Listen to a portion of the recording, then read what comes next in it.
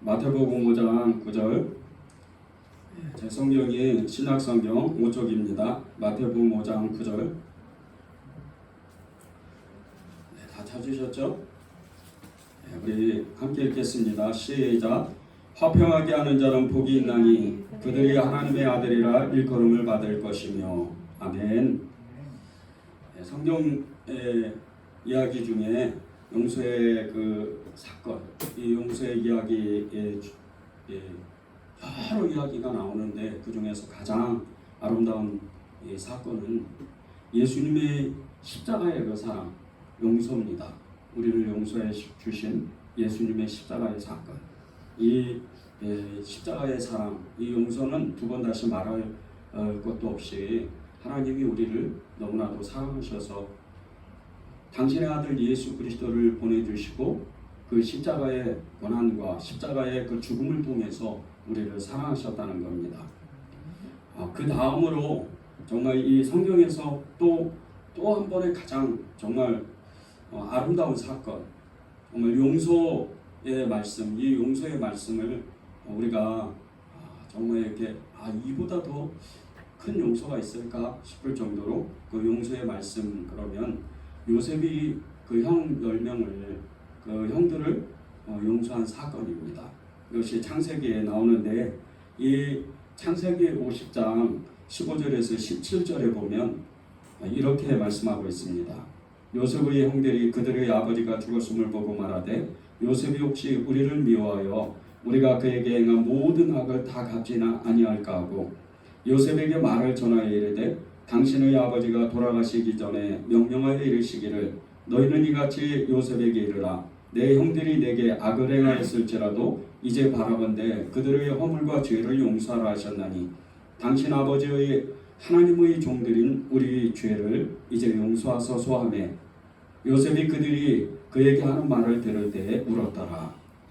요셉이 어렸을 때 아버지 야곱의 사랑을 독차지했습니다. 그 독차지한 사랑으로 인해서 형들이 요셉을 굉장히 미워했는데 더군다나 요셉이 한 꿈을 어느 날 꾸었습니다. 그 꿈을 꾸고 형들에게 또 아버지 어머니에게 그 꿈을 이야기를 했는데 형들이 다 자기한테 절을 하겠다고 그렇게 꿈을 풀어준 겁니다. 그리고 이 이야기를 듣고 그렇지 않아도 이 아버지 야곱의 사랑을 독차지했던 이 요셉, 너무나도 미운, 너무나도 정말 싫은 이 요셉을 미워했는데 그 이야기를 들으니까 분노가 일어나는 겁니다. 그래서 요셉을 죽이려고 형들이 정말 이렇게 구덩이를 파서 그를 구덩이에 던지고 그리고 그것도 더 정말 그것도 모자라서 이 요셉을 아라비아 상인에게 팔아서 종으로 아예 그냥 애굽으로 쫓아내버리는 그런 정말 너무나 큰 분노를 나타냈습니다. 그리고 이 요셉은 어떻게 보면 그냥 너무나도 외롭고 고독하고 너무나도 극심한 이 고생을 하고 나서 정말 어떻게 하나님이 아니면 할 수 없는 하나님이 하나님으로밖에 설명할 수밖에 없는 그런 일들이 요셉의 삶에 일어나서 끝내 애굽의 총리가 됩니다. 이 총리가 됐던 애굽은 지난 날을 생각하면 그 형들을 죽이고도 남을 이 분노에 휩싸여 있었지만 요셉은 하나님을 만난 사람이라 그 형들에 대해서 그 분노를 잠재우고 그 미움을 접었습니다. 이 사건은 성경에서 예수님 다음으로 너무나 정말 아름다운 용서의 사건입니다. 용서의 이야기고 우리가 이 하나님의 말씀을 용서의 말씀을 우리가 나눌 때 이 요셉을 빼놓고는 이 용서의 말씀을 나눌 수 없을 정도로 그렇게 아름다운 사랑입니다. 오늘 말씀이 화평하게 하는 자는 복이 있나니 그들이 하나님의 아들이라 일컬음을 받을 것이며 이렇게 말씀하고 있습니다. 화평하게 하는 자는 복이 있다. 화평하게 하는 자가 복이 있다. 과연 이 화평이 무엇일까? 이 화평하게 하는 자는 복이 있나니 그들이 하나님의 아들이라 일컬음을 받을 것이요. 이 화평하게 하는 자, 평화를 나누어주는 사람, 그리고 모든 사람을 화평하게 하는 그런 사람. 이 화평하게 하는 사람이 복이 있는데 이 사람이 하나님의 아들이라고 일컬음을 받는다는 겁니다. 그런데 이 말씀은 사실 더 깊이 들어가 보면 화평하게 하는 사람이 하나님의 아들이 되는 복을 받는 것이 아니고 하나님의 아들이기 때문에 다른 사람을 화평하게 한다는 겁니다. 하나님의 아들이니까 다른 사람을 화평하게 하는 사람이 되는 겁니다.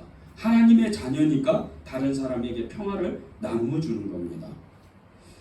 여러분은 여러분 주변에 주변 사람들에게 평화를 나눠주는 사람입니까? 여러분은 주변 사람들에게 화평하게 하는 사람입니까? 이것은 정말 너무나 중요한 질문입니다. 평화를 나눠주고 화평을 나눠주지 않는다. 화평하게 못한다. 이거는 아직 예수님을 십자가의 그 은혜를 정확하게 알지 못했다는 뜻이에요. 평화를 나눠주고 화평하게 하지 못하는 사람은 예수님의 십자가의 그 진리를 온전히 붙잡지 못했다는 뜻입니다.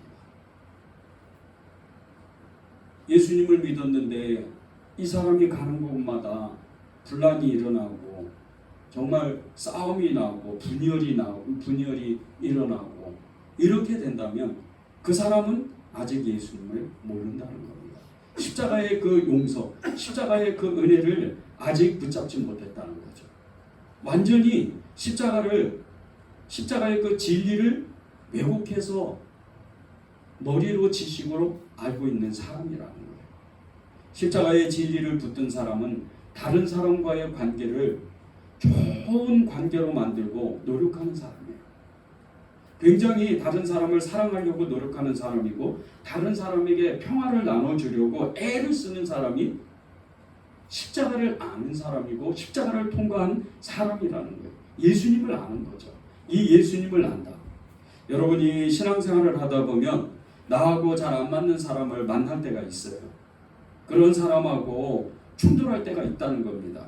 그 사람을 만나면 왠지 짜증이 나고 또 같이 말을 섞지도 이렇게 못할 정도로 굉장히 의견 충돌이 나고 또 그 사람의 말을 들으면 굉장히 내 마음이 짜증이 나고 내 마음이 힘들 때도 있어요. 오히려 또 반대로 여러분 자신이 다른 사람을 힘들게 할 수도 있다는 거예요. 가시돋친 말을 해서 정말 이렇게 그 사람의 마음을 너무나도 아프게 하고 그리고 싸늘한 눈초리를 보내면서 그 상대방을 대함으로 그 사람의 마음이 무너지도록 그 사람의 마음이 너무나도 정말 어디에 마음을 둘지 못할 정도로 그렇게 여러분이 그런 사람일 수도 있다는 거예요. 이럴 때 다른 사람은 물론이거니와 나 자신이 예수님의 십자가를 정확히 아는 사람인지 예수님의 십자가를 통과한 사람인지 내가 정확하게 내 마음을 점검해 봐야 되는 거예요. 다른 사람의 모습에서 예수님의 십자가가 보이지 않는다면 그 사람을 위해서 기도해 줘야 되고 또 여러분이 그런 사람이라면 내 마음 안에 예수님의 십자가가 정말 세워져 있는지 예수님의 십자가를 내가 완전히 붙들고 있는지 그렇지 않으면 내가 회개해야 되는 거예요. 주님 앞에 회개하고 빨리 그 마음을 돌이켜야 된다는 거예요. 여러분이 만약에 누구를 용서하지 못하고 누구와 정말 이렇게 어떤 사람과 굉장히 마음이 어렵고 그 사람과 분열하는 마음이 있다면 여러분의 그 마음 가운데는 예수님의 십자가보다는 예수님의 그 마음보다는 예수님의 그 사랑보다는 예수님의 평화보다는 여러분의 그 마음 가운데 죄된 그 자아의 모습이 있다는 거예요. 죄된 모습이 그대로 있다는 거예요. 예수님은 이러한 마음을 마태복음 15장 19절에 이렇게 말씀하셨습니다. 마음에서 나오는 것은 악한 생각과 살인과 간음과 음란과 도둑질과 거짓 증언과 비방이라고 그랬습니다. 그런데 여기 7가지의 마음이 우리 마음 가운데에서 나오는데 그 악한 7가지의 마음 중에 맨 마지막에 나오는 그 마음이 비방의 마음이에요. 비난하는 마음. 이 비방의 마음. 이 다른 사람을 비방하는 이 비난하는 마음. 이 마음은 미움과 시기하는 마음입니다. 이 미움과 시기는 곧 분노입니다. 이 분노를 우리가 우리 마음 가운데 가지고 있으면 나를 죽이든지 다른 사람을 죽이는 무서운 일이 벌어집니다. 사람의 말 한마디 때문에, 그 가시돋친 말 한마디 때문에 상대방이 죽을 수도 있어요. 요즘 SNS 이런 연예인들 SNS 이용하면서 정말 이렇게 잘못된 댓글을 통해서 연예인들이 자살하는 사건이 이렇게 종종 일어납니다. 그것이 다른 어떤 것이 아니고 정말 그 가시돋친 그 말 한마디, 그 글 한 줄 때문에 어떤 사람은 생명을 버리는 거예요. 어떤 사람은 죽기도 하는 거예요. 그런데 세상 사람, 믿지 않는 사람은 물론이거니와 우리도 그럴 수도 있다는 거예요. 예수님의 십자가를 통과하지 않고 예수님의 그 마음을 붙잡지 않으면 우리는 여전히 그렇게 다른 사람을 죽이고 우리 스스로도 죽어가는 그런 사람이 된다는 겁니다. 인류 최초의 살인사건 아시죠? 가인이 자기 동생 아벨을 죽였어요. 그런데 이 가인이 동생 아벨을 죽인 것은 미움 때문이에요. 시기 때문입니다. 하루에 어느 날 이렇게 가인이 또 아벨이 제사를 하나님 앞에 드렸어요. 그런데 하나님이 웬일이신지 아벨의 제사만 받고 이 가인의 제사를 받지를 않으셨어요. 아벨의 마음에는 하나님께 인정받지 못한다는 그 너무 큰 분노가 일어났어요. 그리고 자기 동생을 보니까 하나님이 너무나도 사랑하고 하나님이 인정하는 사람이에요. 아벨을 향해서 이 가인은 분노가 폭발된 거예요. 미움과 시기, 질투로 인해서 돌로 쳐 죽였어요. 그런데 이것이 조금만 더 깊이 들어가 보면 동생 아벨을 죽였지만 사실은 가인은 하나님을 향해서 분노를 나타내요. 자기를 인정하지 않았다고 분노를 나타내요. 사람을 향해서 분노를 나타내고 사람을 향해서 정말 다른 사람을 향해서 미움을 나타내고 시기, 질투에 휩싸이면 그것은 결국은 이 우리 안에 있는 죄성 때문에 하나님을 향해서 분노를 쏟는 그 사람이 되는 거예요. 하나님을 향해서 내가 언제 화를 내고 분노를 내고 하나님을 미워하고 하나님을 시기했나? 하나님이 이 땅 가운데 모든 약한 자, 가난한 자를 나에게 한 것, 그들이 한 것이 나에게 한 것이라고 했어요. 아주 작은 어린아이에게 한 것이 나에게 한 것이다.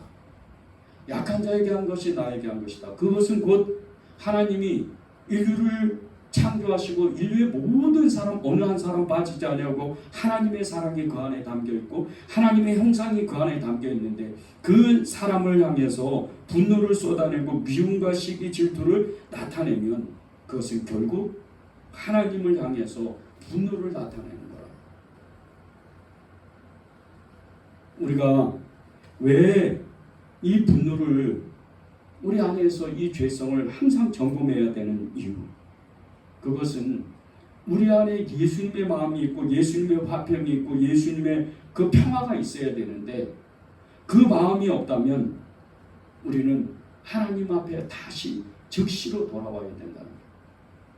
우리 안에 있는 이 미움과 분노를 해결하시기 위해서 주님은 우리를 찾아오셨어요. 그 문제를 해결하기 위해서 오늘도 우리의 심령 가운데 끊임없이 찾아오신다는 거예요. 에베소서 2장 13절 14절에 보면요, 이제는 전에 멀리 있던 너희가 그리스도 예수 안에서 그리스도의 피로 가까워졌느니라. 그는 우리의 화평이신지라. 돌로 하나를 만드사 원수된 것 그 중간에 막힌 담을 자기 육체로 하셨다 그랬어요. 예수님은 하나님과 우리와의 그 관계, 정말 이렇게 무너질 것 같지 않는 그 담, 도저히 우리 힘으로는 그 무너뜨릴 수 없는 이 담을 예수님의 십자가로, 예수님의 그 고난으로 그 예수님의 그 피로 그것을 무너뜨리시고 하나님과 우리와의 관계를 가깝게 정말 하나가 되도록 친밀하게 되도록 만드신 분이라. 예수님이 거기 보십시오. 14절에 보면 예수님은 우리의 화평이시라 그랬어요. 둘로 하나를 만든다 그러셨어요. 원수된 것 그 중간에 막힌 담을 자기 육체로 오셨다 그랬어요. 우리 안에 사랑이 없고 우리 안에 분노와 미움, 질투, 다툼이 있다면 우리는 즉시 예수님을 붙잡고 우리의 화평이신 예수님을 통해서 우리가 만나는 모든 사람과 함께 그 사람을 평화롭게 하고 그 사람과 화평하게 하고 그 공동체와 화평을 누릴 때에 하나님의 우리를 화평케 하시는 예수님의 그 이름으로 말미암아서 하나님과 화평하게 된다는 거예요. 우리가 하나님의 말씀을 듣고 순종하며 행동하는 이유는 하나님과 하나가 되려고 하는 우리의 정말 이 순종이고 우리의 행동입니다. 마태복음 5장 43절에서 44절에 보면요.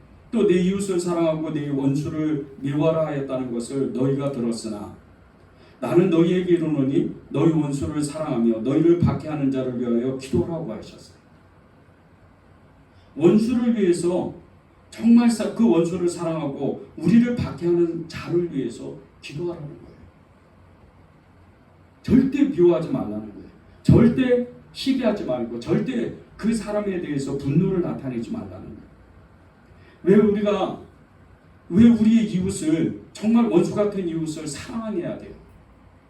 이것은 하나님이 내게 껄끄러운 그 이웃, 내게 껄끄러운 그 사람을 사랑하려고 노력할 때 주님의 마음을 얻을 수가 있기 때문에 사랑하라.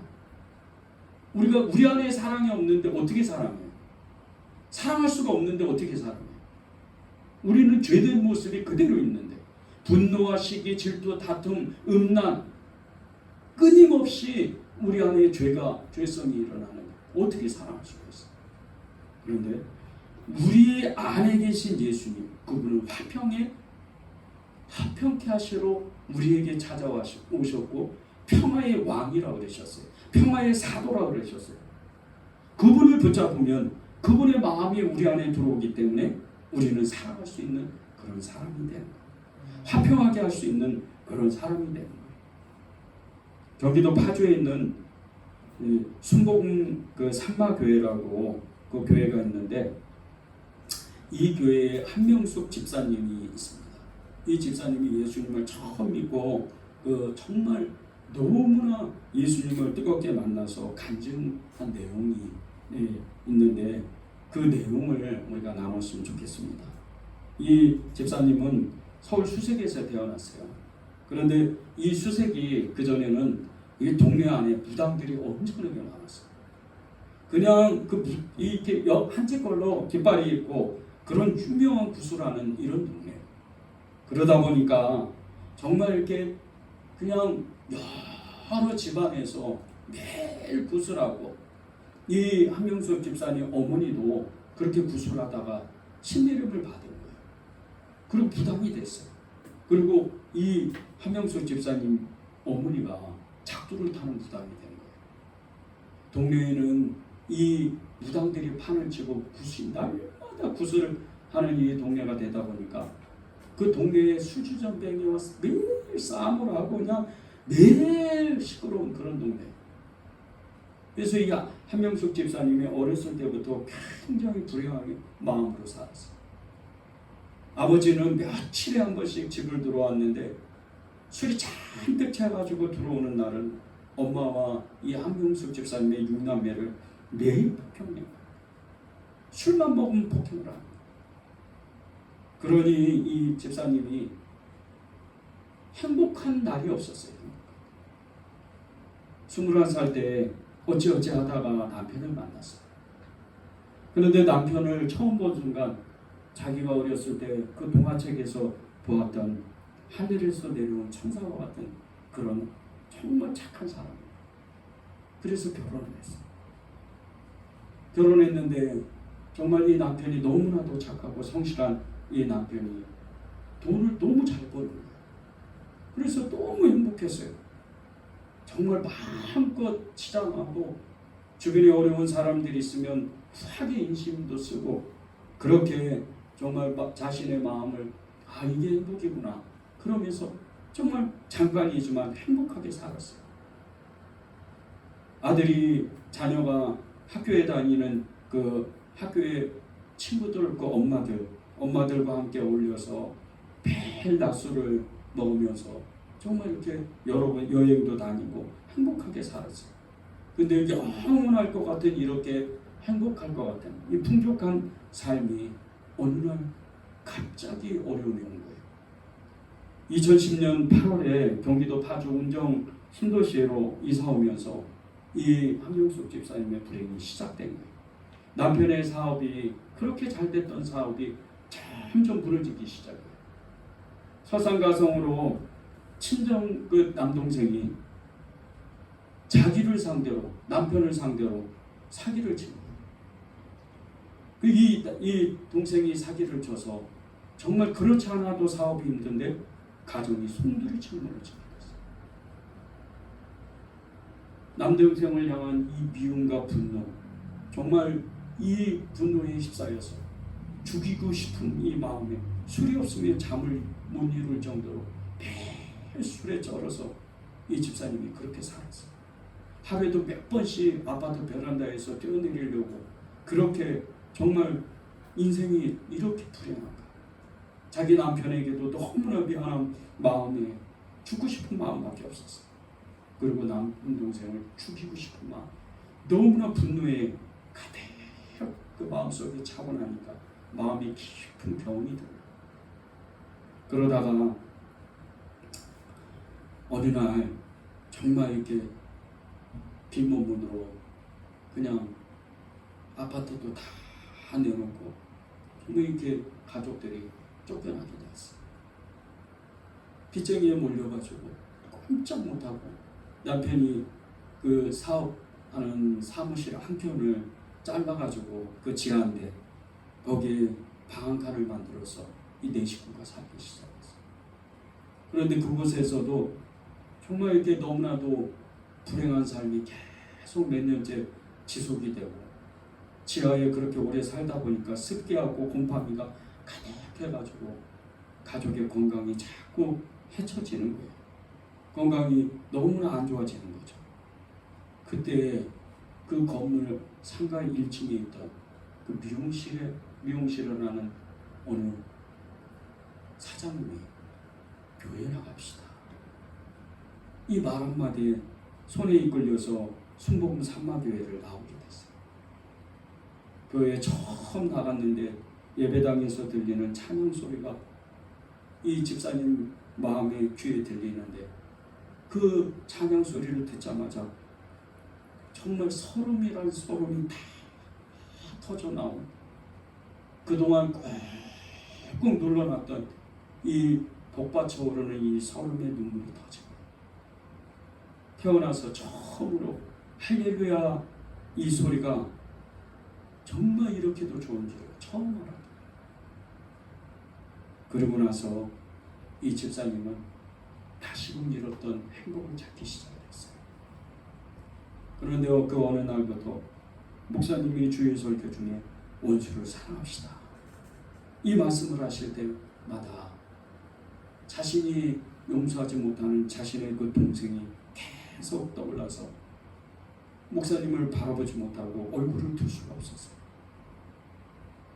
남동생을 용서하게 해달라고 용서한다고 그렇게 계속 기도했지만 차오르는 이 분노 때문에 그 동생만 생각하며 죽이고 싶은 마음이 하루에도 12번씩 일어납니다. 그러던 어느 날 깊은 기도 가운데 들어갔는데 하나님께서 이 한경숙 집사님을 부르기 위해서 남동생을 사용했다는 하나님의 마음이 갑자기 들어오는 거예요. 그러고 나서 정말 눈물로 통곡하며 가슴을 찢고 회개하게 됐어요. 그리고 정말 한 번도 그 이후에 만나지 않았던 남동생을 용서하고 정말 남동생이 그 구원을 위해서, 그 영혼의 구원을 위해서 불쌍한 마음으로 기도하기 시작했어요. 이 집사님이 국민일보 간증을 하면서 인터뷰한 내용이 있어요. 이렇게 인터뷰를 했습니다. 2017년 1월 남편이 교회 나오고 얼마 안 돼 한 달이 다 되도록 일이 끊긴 적이 있었습니다. 아직 하나님 말씀을 잘 모르는 남편이 하나님을 원망할 것 같아 기도를 멈출 수가 없었습니다. 예배 때 찬양하는 모습을 보고 남편이 이렇게 말했습니다. 명수가 행복해? 그렇게 좋아? 여보, 당신 힘들고 내가 다 알아. 그런데 그건 우리가 신경 쓴다고 되는 게 아니야. 힘들수록 기도하고 하나님께 맡겨야 돼. 당신만 안 힘들면 나는 좋아. 이제 우리 부부는 주님께서 우리와 함께 계심을 믿으며 살고 있습니다. 요즘은 주부와 삶은 밤을 건네며 노방전도를 하고 있습니다. 이거 제가 산에서 주운 건데요. 예수님 믿고 천국 가세요. 옷이 땀으로 흠뻑 젖을 정도로 전도지를 모두 돌리고 교회로 달려가면서 나는 눈물이 펑펑 났습니다. 마지막 때는 제일 용서하기 힘든 게 가족이랍니다. 가족이 원수가 된다는 말씀이 있어요. 그런데 이 한명숙 집사님에게는 동생이 원수가 돼요. 그렇게 미워하며 죽이고 싶었던 이 동생, 그 죽이고 싶었던 동생을 용서했던 계기는 교회에 나와서 예수님을 만나고, 예수님을 만나자마자 이 한명숙 집사님은 정말 그 마음에 하나님이 원수를 사랑하라, 이 말씀이 그대로 자신의 삶에서 투영이 되고, 그리고 그 말씀을 그대로 용서했던 거죠. 한명숙 집사님은 화평하게 하는 자는 복이 있나니 그들이 하나님의 아들이라 일컬음을 받을 것이며, 이 말씀을 정확하게 실천했던 사람. 이것은 화평하게 하는 사람이 하나님의 자녀가 되는 것이 아니고 하나님의 자녀이기 때문에 화평하게 하는 사람이 된다는 그 말씀 그대로입니다.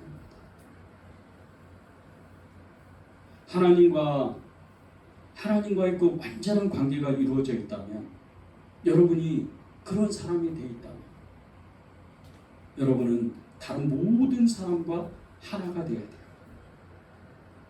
그 어떠한 사람이라도 평화를 나눠주는 그런 사람이 되어야 돼요.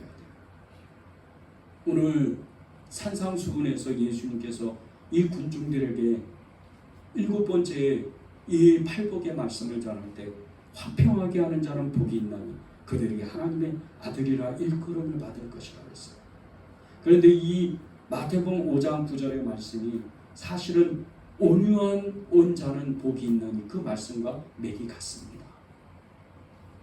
주님을 만나서 온유하게 된 사람, 이런 사람은 모든 사람을 화평하게 하는 사람. 여러분이 정말 하나님의 아들이라면, 하나님의 자녀라면, 하나님의 딸이라면 여러분은 모든 사람을 평화를 나눠주는 사람, 화평케 하는 그런 사람이 되는 거예요. 이번 주 말씀 중에 예수님께서 누가복음 그 10장에서 70인의 제자를 전도하라고 온 각처에 보냅니다. 그런데 예수님이 이 제자들을 보내면서 어느 집에 가서든지 그 집에 평화를 구하라고 말씀하세요. 이게 전도자에게 좀 이렇게 이런 얘기를 왜 하실까? 이럴 정도로 너희가 처음에 가면 다른 집을 가지 말고 처음에 갔을 때 그 집에 있으라 그래요. 그러면서 그 집에 평화를 구하라 그럽니다. 이 전도자가 그 처음에 집에 들어갔을 때 평안을 구했을 때 그 집 안에 어떤 사람이고 평안을, 그 빈 평안을 받을 만한 사람이 있으면 그 전도자들, 제자들이 빈 평안이 거기에 머물게 되고, 그리고 그 안에 그 평안을 받을 사람이 복을 받을 사람이 아무도 없으면 그 빈평안이 제자들에게 돌아온다는 거예요. 이것은 하나님이 세상 사람들과 막혔던 그 담을 허는 하나님의 사람이에요. 예수님을 전해주는 거예요. 평화가 누구세요? 평화의 왕이신 예수님이에요. 그분을 전해주는 거예요. 세상에는요, 하나님과 세상 모든 사람과의 담이 있어요. 그 담을 허는 것은 어느 날 갑자기 헐어지는 게 아니에요. 어느 날 갑자기 무너지는 게 아닙니다. 사랑을 느끼고 예수님을 만나고 예수님의 평화를 아는 사람, 이 사람이 가는 곳에 담이 하나씩 그 전도를 통해서 무너지게 되는 거예요. 그리고 하나님의 나라가 그 사람들을 통해서 담을 허는 일이 일어나는 거예요. 하나님의 사람은 세상 사람들을 향해서 전도하고 그리고 세상 사람들의 영혼 구원을 위해서 기도하는 것은 세상 속에 보이지 않는 이 담을 허는 일입니다. 미움의 담이 있고 분노의 담이 있고 시기의 담이 있고 불신의 담이 있고 죄의 담이 있는 이 담들을 예수님의 그 사랑을 안고 있는 사람, 평화를 가지고 있는 사람, 이 사람이 감으로 인해서 그곳에 평화를 빌 때 예수님의 이름으로 너희는 평안할지어다 그렇게 선포하게 될 때 그 평화로 인해서 무너지는 거예요. 세상의 담. 이 평화는 도저히 용서할 수 없는 이 사람을 용서하는 하나님의 놀라운 사랑이요. 그리고 우리가 할 수 없는 그 용서를 예수님의 이름으로 할 수가 있다. 우리가 왜 기도합니까? 우리가 세상 사람들을 위해서 특별히 원수 같은 사람을 위해서 왜 기도해야 돼? 원수를 사랑하라. 너희를 박해하는 자를 위해서 기도해라. 왜 우리가 그들을 위해서 원수 같은 자를 위해서 용서하고 그들을 위해서 기도를 해야 돼요? 그것은 진정한 사랑을 우리가 체험했고 진정한 하나님의 사랑을 우리가 경험했다면 십자가를 우리가 통과했다면 그 위대한 용서 그것을 받았다면 우리도 또한 그 누군가를 찾아가서 하나님의 그 위대한 용서를 평화를 전해줘야 되는 거예요. 그 원수 같은 사람을 진정으로 용서한 이 위대한 평화의 사람 얘기를 한번 들어보십시오. 오픈도어즈 선교회에서 최근 그 공식 사이트 그 웹사이트 안에서 2016년 12월 11일에 이집트 카이로 세인트 피터 교회에서 일어나는 그 폭탄 테러 생존자인 그 사미아 토피크 아와드 이 여인의 이야기를 게재를 했어요. 이 아와드의 이 간증 내용은 이렇습니다. 주일 예배를 드리려고 오전 10시경에 정말 예배당에 앉았는데 이 코트교회는 이 남자 이 자리와 여성의 자리가 이게 남성 여성이 분리가 되어 있어요. 그래서 이 사미아 이 부부가 따로따로 떨어져서 앉게 됐어요. 그런데 오전 10시경에 테러리스트들이 터뜨린 26파운드의 이 TNT 폭발로 인해서 예배당 하나는 정말 한순간에 아수라장이 됐어요. 수십 명의 사람이 죽었고 수십 명의 사람이 정말 이렇게 부상당했어요.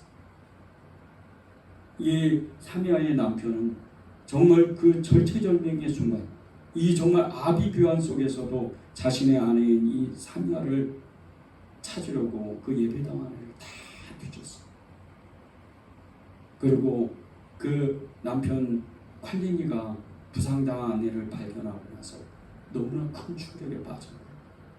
이 아내 사미아는 얼굴 형체를 알아볼 수 없을 정도의 정말 얼굴이 반쪽이 날아가고 곧 죽을 것만 같은 그런 처참한 모습. 그러나 이 사미아는 그런 처참한 속에서도 예수님의 음성을 들었어요. 내가 살 것이다. 이 테러를 당하고 1년 후에 오픈도어주 관계자가 이 그녀의 집을 방문했을 때 이 사미아는 여전히 건강하게 살았었어요. 수많은 수술을 받았고 수십 번의 치유 과정을 거쳤지만 그는 살아있었어요. 그녀가 정말 담대하게 살아있는 거예요. 그러나 여전히 그녀는 한쪽 그 얼굴이 완전히 나간 상태고 한쪽으로는 들을 수도 없고 냄새도 맡을 수도 없고 한쪽 눈으로 볼 수도 없는 그런 상태였어요. 사고 당시에 병원에서는 이 사미아가 도저히 살 수가 없었거든. 그렇게 정말 이 죽을 명단, 사망할 명단에 올렸는데 정말 기적과 같이 살아났던 것은 정말 죽음의 순간을 수십 번을 넘게 겪으면서도 예수님은 그때마다 그녀를 찾아와서 내가 너를 살리겠다. 내가 너를 살리고 말겠다. 그렇게 말씀하셔서 끝내 그는 살아났어요. 그녀의 남편인 이 칼빈이는 가족들에게 자신들에게 너무나 큰 고통을 안겨준 이 테러리스트를 도저히 용서할 수가 없었어요.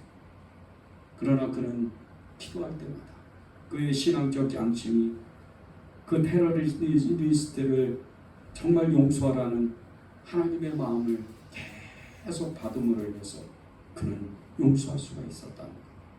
그리고 매번 그 분노가 차오르고 미움이 그 차오를 때마다 성경을 들고 의자에 앉아서 산상수훈을 펼쳐서 예수님께서 원수를 사랑하라고 하시는 이 말씀을 읽을 때마다 그의 말씀을 읽고 또 읽을 때마다 그 마음에 평안이 오는 것을 느꼈다고 했어요.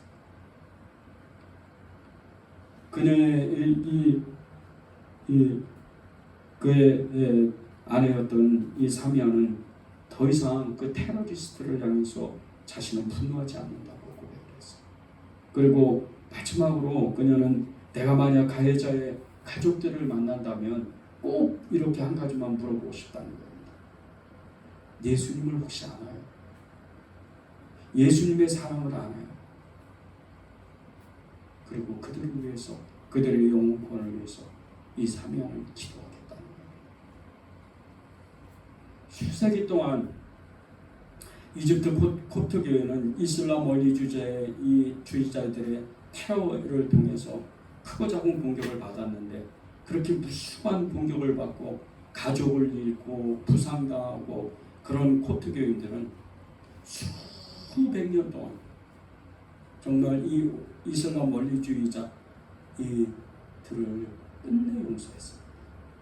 절대 대항하지 않고 무력으로 대항하지 않고 그들을 끝까지 예수님의 사랑으로 인내하고 그들을 기다려줬어요. 지금도 그렇게 콥트 교인들은 이 이슬람 원리주의자들을 끝까지 기다리고 있는 중입니다. 이렇게 콥트 교인들이 그들을 향해서 사랑할 수 있었던 것은 예수님 때문이에요.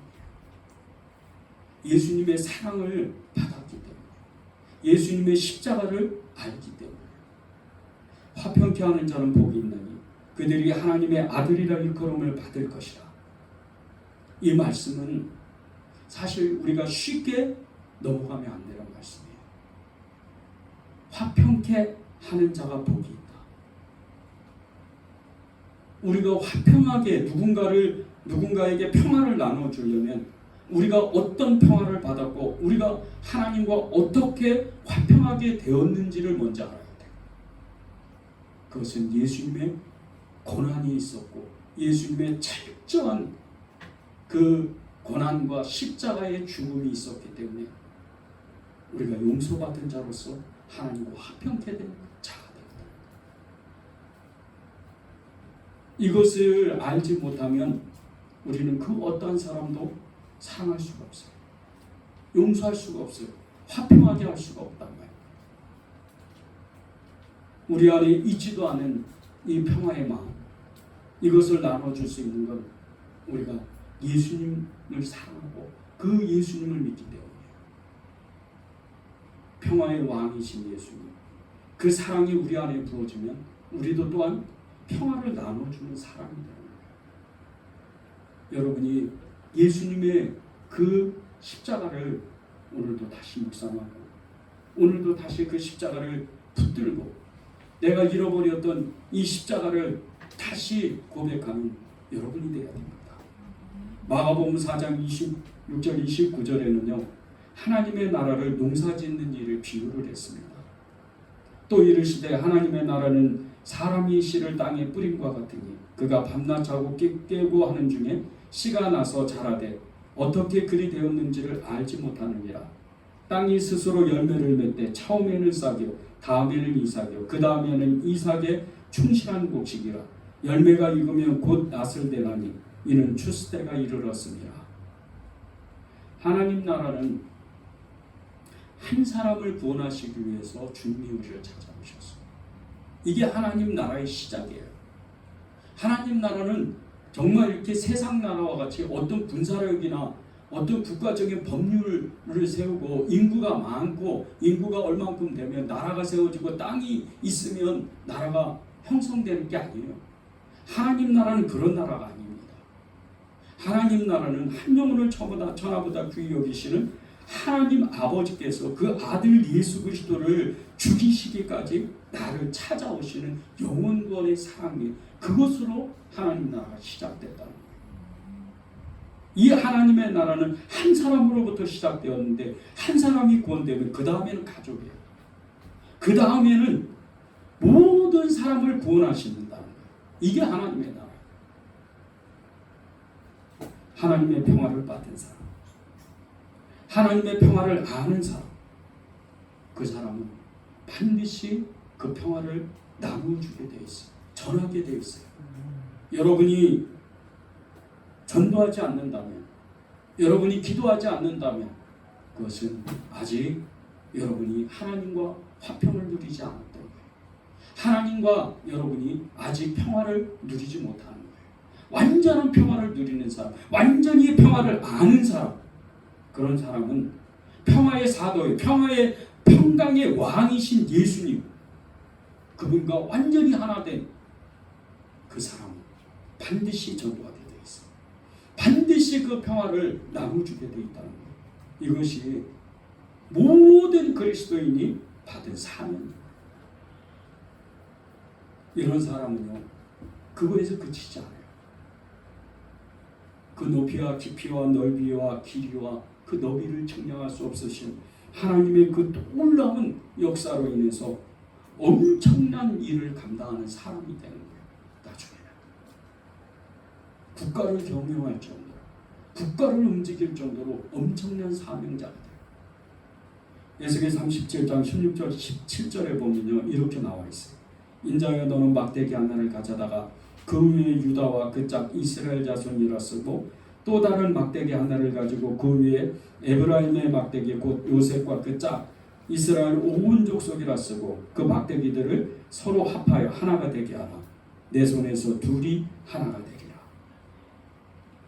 하나님의 소명을 받았던 이 예언자 에스겔, 이 에스겔이요 하나님의 사명을 받은 것 중에 이제 정말 하나님께 죄를 지고 우상 숭배해서 바벨론 그발 강가에서 그렇게 정말 포로 생활을 했던 이 사람들 중에 섞여 있던 이 에스겔, 이 에스겔에게 하나님의 사명을 주시는데 이스라엘이 다 돌아갈 것이다. 그런데 그보다 더 큰 사명이 있는 거예요. 남유다와 북이스라엘 하나가 될 것이다. 이미 망했어요.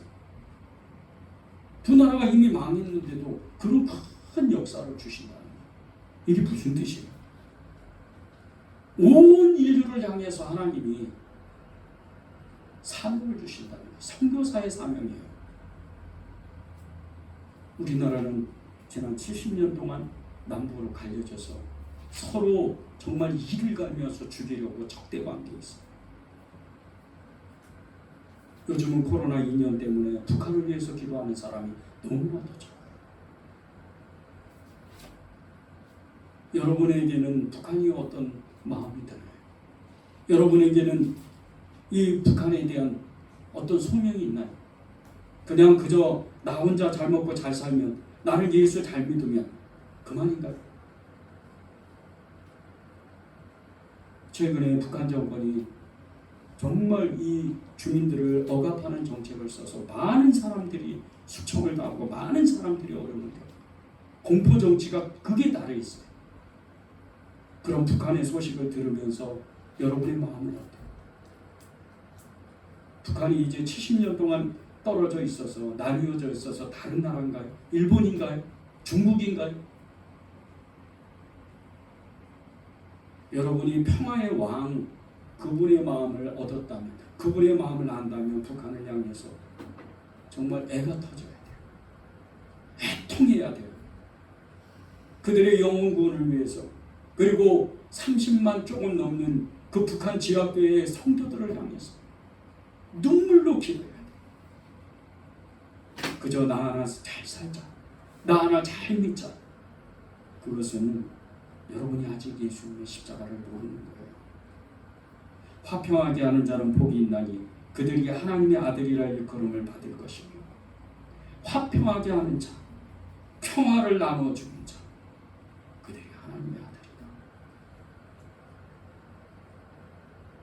여러분이 여러분의 그 십자가를 만약에 잃었다면 다시금 붙잡고 다시금 주님 앞에 나와서 회개하고, 하나님, 주님의 십자가를 붙들기 원합니다. 주님을 다시 만나기를 원합니다. 저를 평화롭게 하시는 주님의 그 마음, 그리스도 예수님의 마음을 내게 부어주셔서 하나님의 평화를 온전히 누리게 하여 주시옵소서.